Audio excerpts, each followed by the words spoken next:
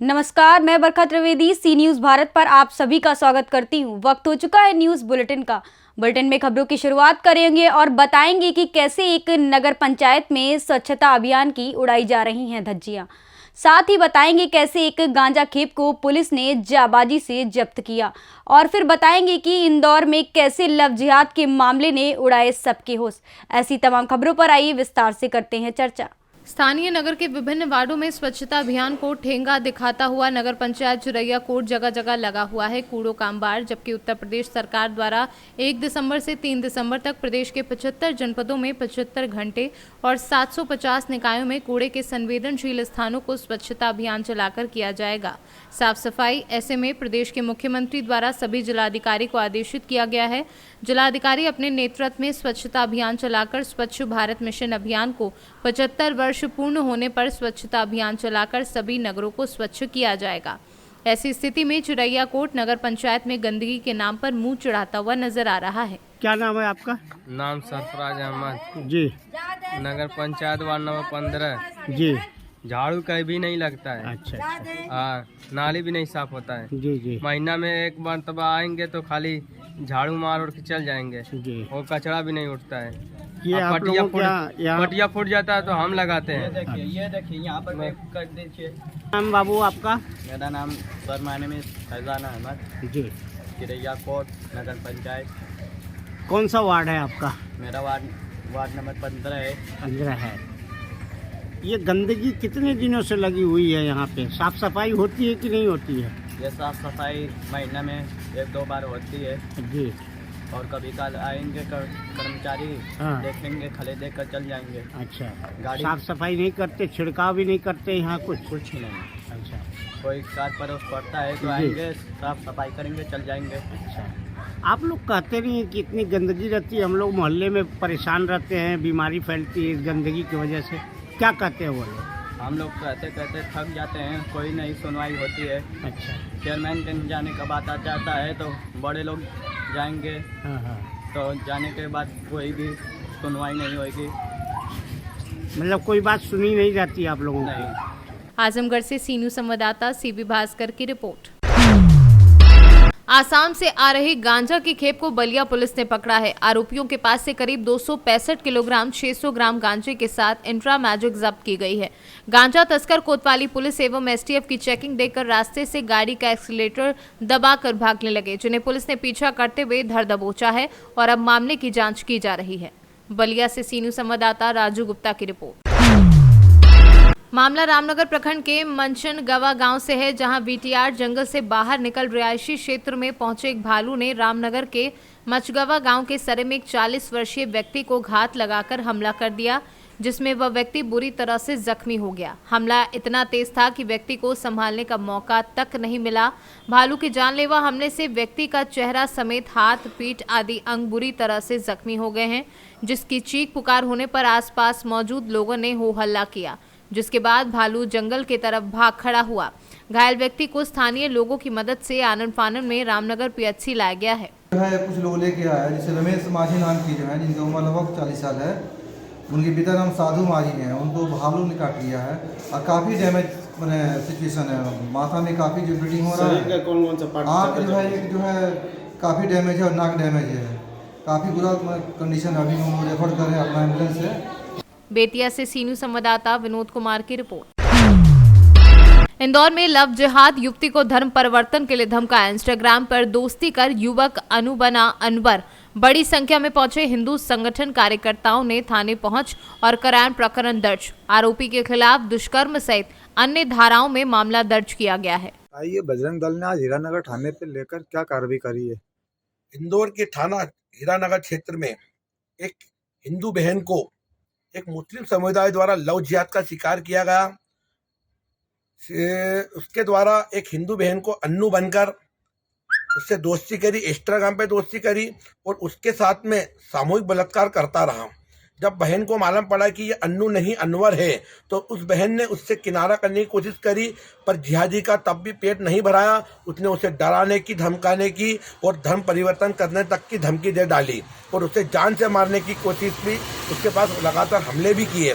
जब पीड़ित महिला बहुत परेशान हो चुकी तो इस घटना की जानकारी उसने अपने परिवार को बताई। परिवार डेरा समाओ था, उन्होंने बजरंग दल के माध्यम से संपर्क करा। तो आज बजरंग दल ने उस परिवार को लेकर थाना हीरानगर पर एफआईआर दर्ज करवाई है और थाना प्रशासन से मांग करी कि ऐसे लव जिहाद पर कड़ी से कड़ी कार्रवाई की जाए, जिस पर थाना प्रभारी ने अनवर पर, जो सिकंदराबाद सदरबाजार क्षेत्र का लिस्टेड गुंडा भी है और जो आए दिन डराना धमकाने का काम कर रहा था हिंदू बहनों के साथ में, आज बजरंग दल ने वहां पर थाना प्रभारी से मिलकर उस पर एफआईआर 376 की एफआईआर कर धर्म परिवर्तन के खिलाफ और लव जिहाद के तहत ऐसी एक कार्रवाई करवाई है और मांग करी है कि ऐसे जिहादियों पर प्रशासन अपना कड़ी से कड़ी कार्रवाई करे। इंदौर में एक चलन चल चुका है जिसमें मुस्लिम समुदाय के लोग आए दिन प्रतिदिन कहीं ना कहीं सोची समझी रणनीति के तहत हिंदू बहनों को लव जिहाद का शिकार बना रहे हैं। इन बजरंग दल लगातार इन जिहादियों पर नजर गड़ाए जमाए हैं और हम किसी भी बहन को इंदौर में लव जिहाद का शिकार नहीं होने देंगे, ना ही किसी बहन के 35 टुकड़े होने देंगे।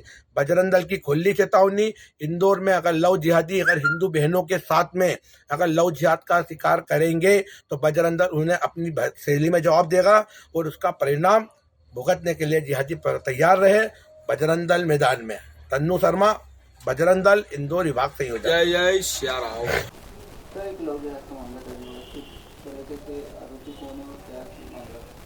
थाना हीरानगर में गौरीनगर अंतर्गत एक 25 वर्ष की युवती है जिसने अनवर नाम के एक लड़के पर अपराध दर्ज करवाया। अनवर सदर बाजार थाना क्षेत्र के अंतर्गत सिकंदराबाद कॉलोनी का रहने वाला है। उसने दिनांक 24 तारीख को युवती के घर आकर उससे छेड़खानी किया और उसके साथ ज़बरदस्ती संबंध बनाया। लड़की पूर्व से उसको जानती थी, तो इसलिए उसने बाद में घर वालों को नहीं बताया और अभी जब घर वालों को आज बताया तो उसी पर वो अपने परिजनों के साथ आकर थाने पर रिपोर्ट दर्ज करवाई है। तो कुछ लोग भी आए थे? हाँ, युवती के साथ 10-15 लोग और आए थे जिनमें युवती की रिपोर्ट लिखवाई है। सर, कितने धाराओं में मामला? इसमें बलात्कार, धर्मांतरण और जान से मारने की धमकी आदि सभी धाराओं में अपराध पंजीबद्ध किया गया है। आरोपी की तलाश के लिए हमारी 2 टीमें रवाना हो गई है जो लगी हुई है सदर बाजार क्षेत्र में और लगातार उसकी तलाश के लिए लगे हैं। इंदौर से सीनू संवाददाता सुरेश बैरागी की रिपोर्ट। कांग्रेस विधायक संजय शुक्ला की मर्सिडीज कार से लैपटॉप हुआ चोरी। पुलिस ने अज्ञात चोरों के खिलाफ एफआईआर दर्ज की है। बाणगंगा पुलिस की माने तो विधायक संजय शुक्ला के ड्राइवर द्वारा पूरे ही मामले को लेकर एफआईआर दर्ज की गई है। फिलहाल पुलिस आसपास लगे सीसीटीवी कैमरे को खंगाल रही है। ये विधायक संजय शुक्ला जी के जो प्रतिनिधि हैं संजय जैन, इन्होंने कल एक थाने पे आके सूचना दी थी कि जो विधायक साहब की गाड़ी है ये इनके बाड़े में रखी हुई थी रात्रि में, और अगले दिन जब इनके ड्राइवर कमलेश ने जाके देखा तो गाड़ी का पीछे का कांच फूटा हुआ था और उसके अंदर से जो एक एप्पल का लैपटॉप रखा हुआ था मैकबुक, वो नहीं मिला है। तो इस संबंध में उन्होंने सूचना दी है तो उस पर से प्रकरण पंजीबद्ध कर विवेचना में लिया गया है और ये एप्पल के लैपटॉप की हम तलाश कर रहे हैं। आसपास के सीसीटीवी फुटेज वगैरह भी चेक करवा रहे हैं। सर, क्या सामान गया है? लैपटॉप गया है एक एप्पल का। उप निरीक्षक स्वराज डावी, थाना बाणगंगा। इंदौर से सीनू संवाददाता सुरेश बैरागी की रिपोर्ट।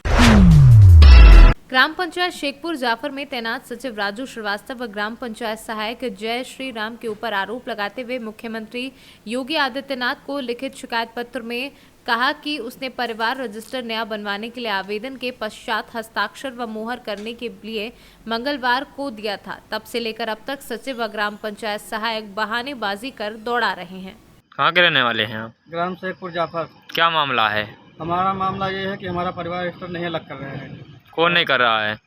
मतलब सेक्रेटरी के पास फ़ोन करते हैं, उनसे जाकर मिलते हैं, बोलते हैं कि मतलब जाइए वहाँ ग्राम पंचायत सहायक जयश्री रावत है वो कर देंगी, और उनके पास जाते हैं तो आनाकानी करते हैं और फ़ोन करते हैं उनके पास तो नंबर ब्लैक लिस्ट में डाल देंगे और फ़ोन नहीं उठता उनका। तो इस चर्चे में क्या ब्लॉक अधिकारी से बात किए थे? ब्लॉक अधिकारी पर फ़ोन लगाया, वहाँ फ़ोन भी उनका नहीं उठा और सेक्रेटरी कहते हैं हो जाएगा, अभी हुआ नहीं आज तक। कितना दिन हो गया आपको दिए हुए? अरे हो गया, मेरे को 20 दिन हो गया। अभी तक कोई कार्य नहीं हुआ? कोई कार्य नहीं हुआ अभी। अयोध्या से सीनू संवाददाता राम सूरत की रिपोर्ट। चंदौली जनपद के नियामताबाद ब्लॉक परिसर में मुख्यमंत्री सामूहिक विवाह समारोह आयोजित किया गया, जिसमें 18 जोड़ों ने साथ जीने मरने की कस्में खाईं।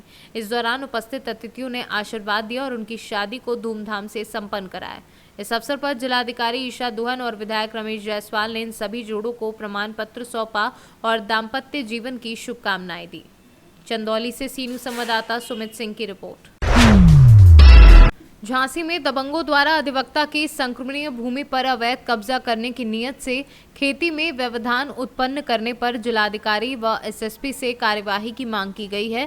थाना बबीना क्षेत्र अंतर्गत ग्राम गणेशपुरा निवासी राजेंद्र सिंह एवं पुत्र स्वर्गीय अगर सिंह ने शिकायत करते हुए बताया कि विगत दिवस वह गणेशपुरा स्थित खेत पर ट्रैक्टर लेकर बखरनी के लिए पहुंचे तो गाँव के ही आलोक पुत्र परमेश्वर दास, राजेश पुत्र राम प्रसाद व अन्य लोगों ने कुल्हाड़ी लेकर आए और गालियां देते हुए ट्रैक्टर नहीं चलाने दिया और मारपीट पर उतारू हो गए और जान से मारने की भी धमकी दी। दबंगई के डर से पुलिस को डायल 112 पर फोन किया। मौके पर पुलिस को आता देख दबंग भाग गए। केवल दोनों महिलाएं रहीं। दोनों पक्षों को थाने पर बुलाया। वहां पर भी दोनों महिलाएं पहुंच गई और थाने में भी कहा कि खेत नहीं जोतने दूंगी। इतना ही नहीं, वहां भी जान से मारने की धमकी दी। इसके बावजूद दबंगों के विरुद्ध कोई कार्यवाही नहीं की गई है और उसके खेतों में बीज व खाद पड़ा है, वह खेत नहीं जोत पा रहे हैं। ब्यूरो रिपोर्ट, सी न्यूज़ भारत। मथुरा के नवागत कप्तान एल.के. पांडे पदभार ग्रहण करने से पहले गिरिराज जी गोवर्धन पहुंचे और दानघाटी मंदिर गिरिराज जी की पूजा अर्चना कर मनौती मांगी।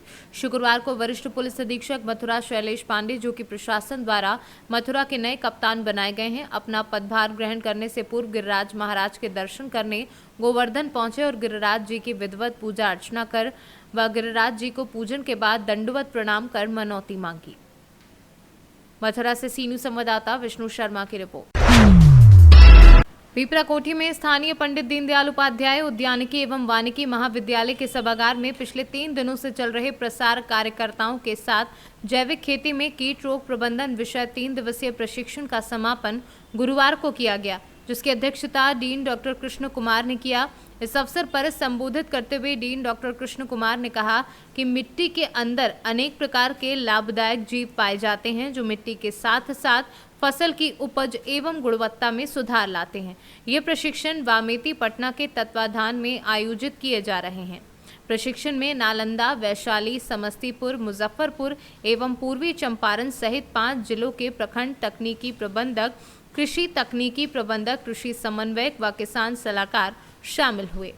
आज इस अवसर पर उपस्थित professor R K. Jha, doctor A K. Singh, doctor Ramniwas Singh ji, doctor Verma, वैज्ञानिक बंधुओं एवं आज प्रशिक्षण प्राप्त किए हुए प्रतिभागी बंधुओं एवं हमारे विश्वविद्यालय कॉलेज के कर्मचारी बंधुओं, आज अत्यंत एक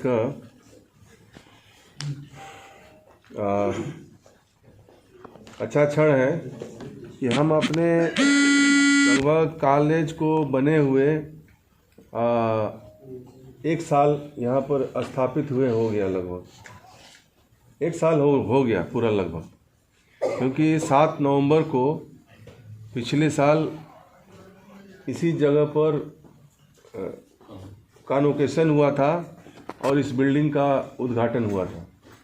इस साल भी 7 नवंबर को कॉन्वोकेशन होना था, लेकिन राष्ट्रपति जी का समय नहीं मिल पाया, सो कॉन्वोकेशन नहीं हो पाया। तो इस उपलक्ष्य में मोतिहारी से सीनू संवाददाता आलोक शर्मा की रिपोर्ट। फिलहाल के लिए इस न्यूज बुलेटिन में बस इतना ही। देश दुनिया की तमाम खबरों के लिए देखते रहें सी न्यूज़ भारत। हर खबर आपके साथ, आपके हाथ।